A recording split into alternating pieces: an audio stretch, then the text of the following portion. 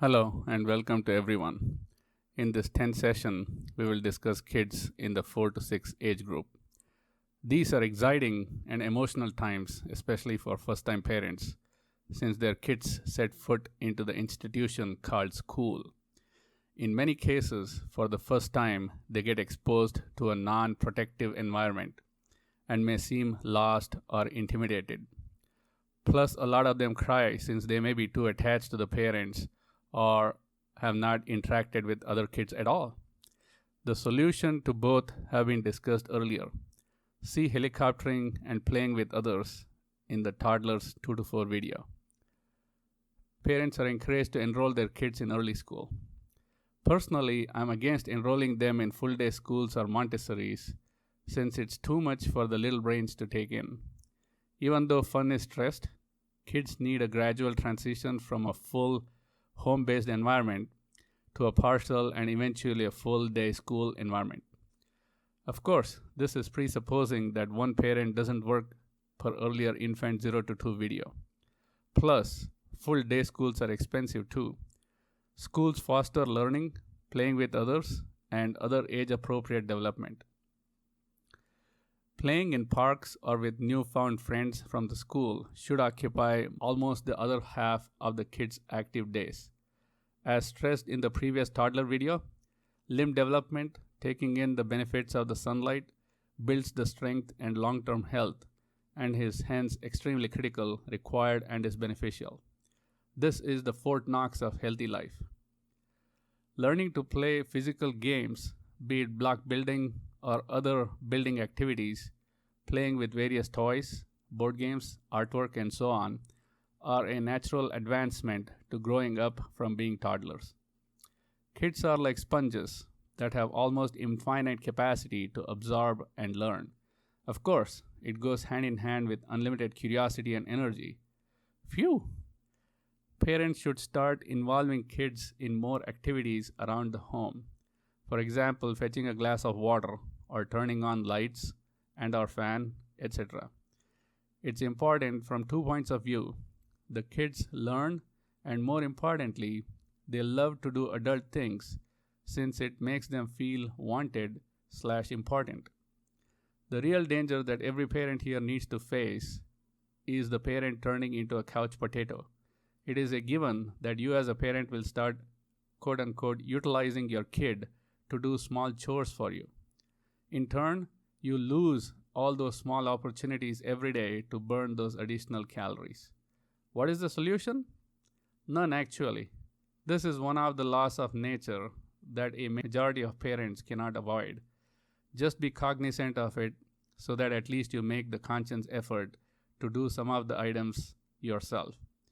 Know that where you think your kid is constantly in your way, it is her way of helping and trying to stay wanted and useful.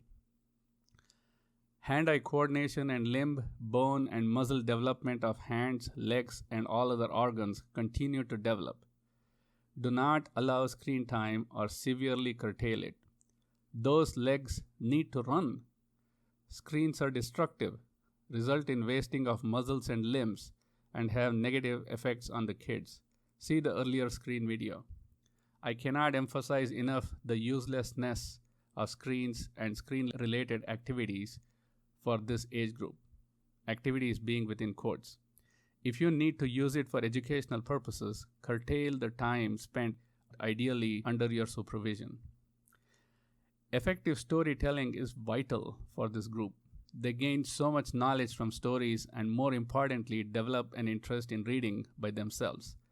What a wonderful way to develop their reading and English skills. Teaching life concepts like hygiene, manners, habits, speech, culture, etc. are of equal importance as education-related topics and filling in the blanks of school education. In some ways, they are more important because subjects are covered in school, whereas life skills are strictly your responsibility as a parent. Remember to change yourself first. See the previous role model video. Some of the other items continue from the toddlers video and are briefly summarized. Helicoptering and are scared and are cautious parents. Know when to intervene and when to let go. Learn and adapt by looking back at your childhood and learning from other parents that intervene less? Are you comfortable matching them or maybe letting go not as much as them but more than what you did yesterday, last week, or maybe last month? If you are successful in weaning your toddler away from one or two dangerous/bad habits, congratulations!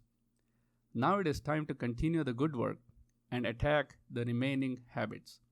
Ditto with lifelong skills. If your child learned to do a limited cleanup of toys, then teach him the remaining skills. A couple of items to note are that kids forget things learned, just like all of us, and a lot of times go backward in the sense that they do things worse than, say, when they were 3-year-olds. For example, it's very common for 4 to 5-year-olds to stay frozen in the parks just watching other kids. You would be understandably frustrated since they were much bolder when they were 3. I did the same and used to yell at my older one until I realized that other kids in the same age group behaved exactly the same. Then I mellowed down right away, older and wiser. Ha! The type of danger varies and the intensity of danger increases in some instances. For instance, with boys it may get more physical and with girls it may get more emotional, or combinations based on the personalities. Please be ever vigilant, especially with cars and other vehicles. Kids are truly like confused animals or critters on the road and dart this way and that. This is the prime age to learn. Knowledge, playing, games, activities, the list is endless. If you feel that your kids are constantly annoying and irritating you no end, note these important points. Your work-life balance doesn't exist or is excessively skewed toward workaholism. I would strongly recommend against it. B. The things that irritate you, for instance, kids bothering you while being online, playing video games, watching TV, or other quote important unquote screen time. Your priority is upside down. Your screen and other so-called adult activity is the one that's bothering the kid. More than you as parents, kids absorb a ton of stuff from other kids. Your job is to intervene if, say, older kids are using cuss words or are watching content inappropriate for your kid's age.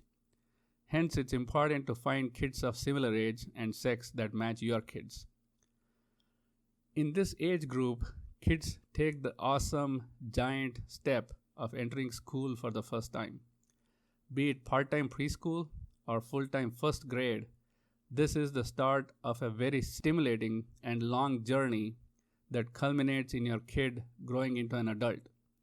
It is beset with initial uncertainty and touching moments at the same time. For the first time, the kids treat you a little less than God level. That will slowly turn into deifying teachers and believing them over your teachings. Be gentle on them and yourselves during these delicate transitions. Enjoy the ride. In the next video, we will talk about attention. With that, I would like to sign off and we will meet again sometime next month. Thank you.